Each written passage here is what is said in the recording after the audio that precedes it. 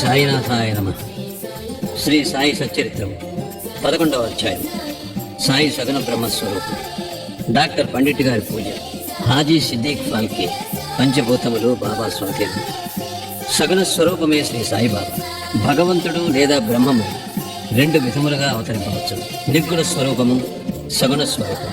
నిర్గుణ స్వరూపమునకు ఆకారము లేదు, సగుణ స్వరూపమునకు ఆకారము కలదు. రెండును పరబ్రహ్మము యొక్క స్వరూపములే. మొదటి దానిని కొందరు ధ్యానింతురు, రెండవ దానిని కొందరు పూజింతురు. భగవద్గీత 12వ అధ్యాయములో సగుణ స్వరూపమును పూజించుటయే సులభమని కలదు, కనుక దానినే అనుసరించవచ్చునని చెప్పిరి. మనుష్యుడు ఆకారము కలిగి ఉన్నాడు కావున సహజముగా భగవంతుని కూడా ఆకారముతో సగుణ స్వరూపునిగా భావించి పూజించుట సులభం. కొంతకాలము వరకు సగుణ స్వరూపముకు బ్రహ్మమును పూజించిన గాని మన భక్తి ప్రేమలు వృద్ధి చెందవు. క్రమముగా ఆ భక్తి నిర్గుణ స్వరూపముకు పరబ్రహ్మోపాసనకు దారితీయును. విగ్రహము, యజ్ఞవేదిక, అగ్ని, వెలుతురు, సూర్యుడు, నీరు, బ్రహ్మము ఈ ఏడును పూజనీయములు. కానీ సద్గురువు వీని అన్నిటికంటే ఉత్కృష్టుడు. అట్టి సద్గురుడైన సాయినాథుని మనమున ధ్యానించెదముగాక. వారు రూపుదాల్చిన వైరాగ్యము నిజ భక్తులకు విశ్రాంతి ధామము. వారి వాక్కుల యందు మనకు గల భక్తియే ఆసనముగా, మన కోరికలన్నీ విసర్జించుటయే పూజా సంకల్పముగా చేసి వారిని ఉపాసింతుముగాక. కొందరు సాయిబాబా ఒక భగవద్భక్తుడెనదరు, కొందరు మహాభాగవతుడందరు. కాని మాకు మాత్రము బాబా సాక్షాత్ భగవంతుని అవతారమే. వారు క్షమాశీలురు, క్రోధరహితులు, రుజువర్తనులు, శాంతమూర్తులు, నిశ్చలులు, నిత్య సంతుష్టులు. శ్రీ సాయిబాబా ఆకారముతో కనిపించినప్పటికీ వాస్తవమునకు వారు నిరాకార స్వరూపులు, నిర్వికారులు, నిస్సంగులు, నిత్యముక్తులు. గంగానది సాగర సంగమం చేయబోటుకు ముందు దారిలో తాపార్తులకు చల్లదనాన్నిస్తూ, చెట్లు చేమలకు జీవాన్నిస్తూ, ఎందరో దాహార్తుల దాహాన్ని తీర్చుతూ సాగిపోతున్నట్లే సాయిబాబా వంటి మహాత్ములు తమ జీవన గమనంలో జనులకు సుఖశాంతులను ప్రసాదించుతూ జగత్తును పావనం చేస్తున్నారు. భగవద్గీత యందు శ్రీకృష్ణుడు మహాత్ములు తన సజీవ ప్రతిమయనియు, తానే వారినియు, వారే తాననియు నుడివి ఉన్నారు. వర్ణింపనలవే కాని ఈ సచ్చిదానంద స్వరూపమే షిరిడీలో సాయిబాబా రూపమున అవతరించాను. శృతులు బ్రహ్మమును ఆనంద స్వరూపముగా వర్ణించుచున్నవి. ఈ సంగతి పుస్తకములందు చదువుచున్నాము. కానీ భక్తులు ఈ ఆనంద స్వరూపమును షిరిడీలో అనుభవించరే. సర్వమునకు ఆధారభూతముకు బాబా ఉపాధి రహితుడు. వారు తమ ఆసనము కొరకు ఒక గోని సంచిని ఉపయోగించేవారు. భక్తులు దానిపై చిన్న పరుపు వేసి ఆనుకొనుటకు చిన్న బాలేసును సమకూర్చేది. బాబా తన భక్తుల కోరికను మన్నించి వారి వారి భావాన్ని అనుసరించి తనను పూజించుటకెట్టి అభ్యంతరము చూపకుండాను. కొందరు సామరములతోనూ, కొందరు విసనకర్రలతోనూ విసురుచుండరి. కొందరు సంగీత వాయిద్యములను మ్రోగించుచుండరి. కొందరు వారికి అర్ఘ్యపాద్యములను సమర్పించుచుండరి. కొందరు వారికి చందనము, అత్తరు పోయిచుండరి. కొందరు తాంబూలములు సమర్పించుచుండరి. కొందరు నైవేద్యము సమర్పించుచుండరి. షిరిడీలో నివసించుచున్నట్లు కనిపించినప్పటికీ వారు సర్వాంతర్యామి. ఎక్కడ చూచినను వారే ఉండువారు. భక్తులు బాబా యొక్క సర్వాంతర్యామిత్వమును ప్రతిరోజు అనుభవించుచుండేవారు. సర్వాంతర్యామియగు ఆ సద్గురుమూర్తికి మా వినయపూర్వక సాష్టాంగ నమస్కారములు. డాక్టర్ పండితుని పూజ. తాత్యా సాహెబ్ నోల్కర్ మిత్రుడైన డాక్టర్ పండిత్ ఒకసారి బాబా దర్శనములకై షిరిడీ వచ్చాను. బాబాకు నమస్కరించిన పిమ్మట మసీదులో కొంతసేపు కూర్చుండాను. అతన్ని దాదాభట్ కేల్కర్ వద్దకు పొమ్మని బాబా చెప్పాను. డాక్టర్ పండిట్ అటులనే దాదాభట్ వద్దకు పోయాను.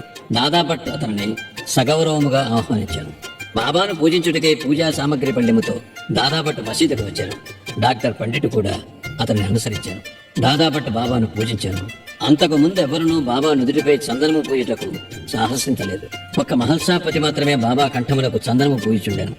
కానీ ఈ అమాయక భక్తుడకు డాక్టర్ పండిట్ దాదాభట్ యొక్క పూజా పలేరము నుండి చందనమును తీసుకుని బాబా నుదుటిపై త్రిపుండ్రాకారముగా వ్రాశాను. అందరికీ ఆశ్చర్యము కలుగునట్లు బాబా ఒక్క మాటైనను అనక ఊరకుండాను. ఆనాడు సాయంకాలం దాదాభట్ బాబాను ఇట్లా అడిగాను. బాబా, మేమెవరమైనా నేను నుదుటిపై చందనము పూయదమన్నా నిరాకరింతురే. డాక్టర్ పండిట్ వ్రాయిగా ఈనాడు ఎలా ఊరకుంటిరి? అందులకు బాబా ప్రసన్నముగా ఇట్లు సమాధానమిచ్చాను. నేనొక ముసల్మానును, తానొక సద్బ్రాహ్మణుడనని ఒక మహమ్మదీని పూజించడం ద్వారా తాను మైలపడిపోదునని దురభిమానము లేకుండా అతడు నాలో తన గురువును భావించుకొని అట్లు చేశాను. అతని నిష్కల్మష భక్తి నన్ను కట్టి పడవేసినది. అతనికి నేనెట్లు అడ్డు చెప్పగలను? దాదాభట్ ఆ తర్వాత డాక్టర్ పండితుని ప్రశ్నించగా అతడు బాబాను తన గురువుగా భావించి తన గురువును కొనరించినట్లు బాబా నుదుటిపై త్రిపుండ్రమును వ్రాసితని అని. భక్తులు వారి వారి భావానుసారము తమను ఆరాధించుటకు బాబా సమ్మతించినను ఒక్కొక్కసారి వారు మిక్కిలి వింతగా ప్రవర్తించేవారు. ఒక్కొక్కప్పుడు పూజాద్రవ్యముల పల్లెమును విసిరివేయచు ఉగ్రావతారములు దాల్చెడవారు. అట్టి సమయములలో బాబాను సమీపించుటకు కూడా ఎవరికీ ధైర్యము చాలినది కాదు. ఒక్కొక్కప్పుడు భక్తులను తిట్టు చూడాను, ఒక్కొక్కప్పుడు మైనము గట్టి మెత్తగా కనిపించేవారు. అప్పుడు వారు శాంతిక్షమలకు ప్రతిరూపముల వలె కనిపించుచుండేది. బయటికి కోపముతో ఊగిపోవచ్చు కళ్ళెర్ర చేసినప్పటికీ వారి హృదయం మాత్రము మాతృ హృదయము వలె అనురాగమయం. వెంటనే వారు తమ భక్తులను ప్రేమతో దగ్గరకు తీసి, నేనెప్పుడు ఎవరిపైనా కోపించి ఎరుగను. తల్లి తన బిడ్డలను ఎక్కడైనా తరిమివేయునా? సముద్రము తనను చేరు నదులను ఎప్పుడైనా తిరుగగొట్టునా? నేను మిమ్ములను ఎందుకు నిరాదరించదను? నేనెప్పుడు మీ యోగక్షేమములని అపేక్షించదను. నేను మీ సేవకుడను. నేనెప్పుడు మీ వెంటనే ఉండి పిలిచిన పలుకుతాను. నేనెప్పుడూ కోరేది మీ ప్రేమను మాత్రమే అని అనేవారు. హాజీ సిద్దీక్ ఫాల్కే బాబా ఎప్పుడు ఏ భక్తులు ఎట్లు ఆశీర్వదించునో ఎవరికీ తెలియదు. అది కేవలము వారి ఇచ్చపై ఆధారపడి ఉండను. హాజీ సిద్దీక్ ఫాల్కే కథ ఎందుకు ఉదాహరణము. సిద్దీక్ ఫాల్కేను మహమ్మదీయుడు కళ్యాణ నివాసి. మక్కా మదీనా యాత్రలు చేసిన పిమ్మట షిరిడీ చేరెను. అతడు చావడి ఉత్తర భాగమున బస చేశాను. 9 నెలలు షిరిడీలో ఉన్నను బాబా వాణిని మసీదులో పాదము పెట్టను వేలేదు. అతడు మసీదు ముందున్న ఖాళీ జాగాలో కూర్చునుచుండాను. ఫాల్కే మిక్కిలి నిరాశ నిస్పృహలకు లోనయ్యాను. ఏమి చేయుటకు అతనికి తోచకుండాను. నిరాశ చెందవద్దని నందీశ్వరుని ద్వారా వెళ్లిన శివుడు ప్రసన్నుడైనట్లు మాధవరావు దేశపాండే ద్వారా బాబా వద్దకు వెళ్లిన అతని మనోరథము సిద్ధించుననియు కొందరు భక్తులు అతనికి సలహానిచ్చిరే. అటులేయని తన తరపున బాబాతో మాట్లాడమని షామాను ఫాల్కే వేడుకొనెను. షామా అందులకు సమ్మతించి ఒకనాడు సమయము కనిపెట్టి బాబాతో ఇట్లనియను, బాబా, ఆ ముదిసరి హాజీని మసీదులో కాలు పెట్టనీయవేళ ఎంతో మంది వచ్చి నిన్ను దర్శించిపోతున్నారు. ఆ హాజీని మాత్రము ఎందుకు ఆశీర్వదించవు? దానికి బాబా ఇట్లని జవాబిచ్చాను, శ్యామా, ఇటువంటి విషయాలలో నీవింకా పసివాడవు. నీకివన్నీ అర్థం కావు. అల్లా ఒప్పుకొననిచో నేనేమి చేయగలను? అల్లా మీ కటాక్షము లేనిచో ఈ మసీదులో పాదము పెట్టగలవారెవ్వరు? సరే, నీవు వాని వద్దకు పోయి వానిని భారవీ బావి వద్దనున్న ఇరుకు కాలిబాటకు రాగలడేమో అడుగు. షామా పోయి హాజీని ఆ విషయం అడిగి తిరిగి బాబా వద్దకు వచ్చి హాజీ అందులకు సమ్మతించినని చెప్పాను. 40,000 రూపాయలు 4 వాయిదాలలో నివ్వగలడేమో కనుగొనమని తిరిగి బాబా అడిగాను. షామా వెంటనే పోయి హాజీ తాను 4 లక్షలు కూడా ఇచ్చుటకు సిద్ధముగా ఉన్నాడని జవాబు తెచ్చాను. సరే, మరలపోయి వానిని ఇట్లడుగు, మసీదులో ఈనాడు మేకను కోసేదం. వానికి దాని మాంసము కావాలనో వృషణములు కావాలనో కనుగొను. మసీదులో బాబా భిక్ష చేసి తెచ్చిన పదార్థములుంచే పట్టిపాత్రలో ఉన్న చిన్న ముఖతోనైనా సంతృష్టి చెందేదనని షామా ద్వారా హాజీ బదులు చెప్పాను. ఇది వినగానే బాబా మిక్కిలి కోపముతో మసీదులోని కొళంబ నీటి కుండలను బయటికి విసిరవేయించి తిన్నగా చావిడిలోనున్న హాజీ వద్దకు పోయి తన కఫినేని పైకెత్తి పట్టుకుని తీవ్ర స్వరంతో, నన్ను గురించి ఏమనుకునుచున్నావు? నీవేదో గొప్పవాడువని, పెద్ద హాజీవని గొప్పలు పోవచ్చు ఏమిటేమిటో వదలుచున్నావు. నా దగ్గర నీ ఆటలు ఖురాను చదివి నీవు తెలుసుకున్నది ఇదేనా? మక్కా మదీనా యాత్రలు చేసి తినని గర్వంతో నేనెవరో తెలుసుకునలేకున్నావు అనుచు ఏమేమో ఇంకనూ అతనిని తిట్టి మసీదుకు మరలి వెళ్ళాను. బాబా ఆగ్రహావేశములను చూచి హాజీ గాబరా పడెను. ఆ పిమ్మట బాబా కొన్ని గంపల మామిడి పండ్లను కొని వాటిని హాజీకి పంపాను. తిరిగి హాజీ వద్దకు వచ్చి తన జేబులో నుంచి 55 రూపాయలు తీసి లెక్కపెట్టి హాజీ చేతిలో పెట్టాను. అప్పటి నుంచి హాజీని బాబా ప్రేమాదరములతో చూచుచూ భోజనమునకు పిలుచుచుండాను.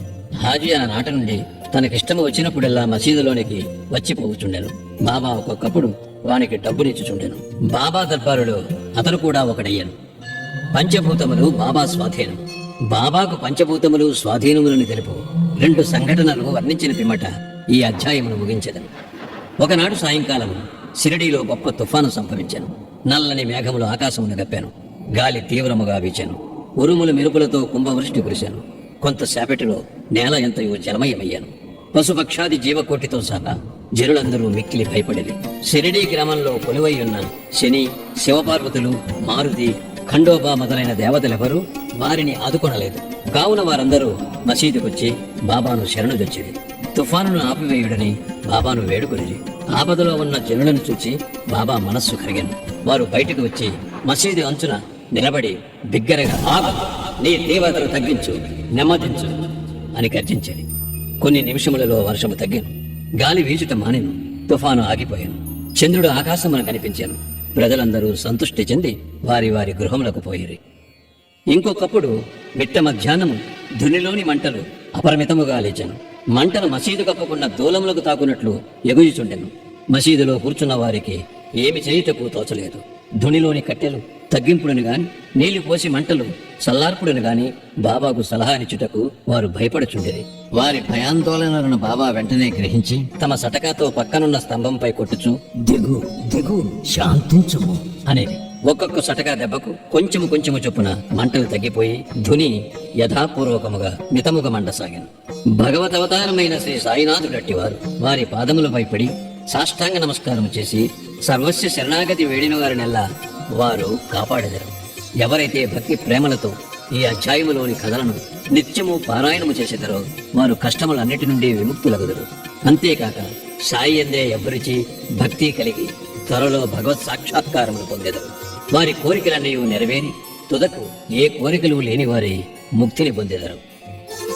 11వ అధ్యాయము సంపూర్ణము. సద్గురు శ్రీ సాయినాథార్పణమస్తు. శుభం భవతు.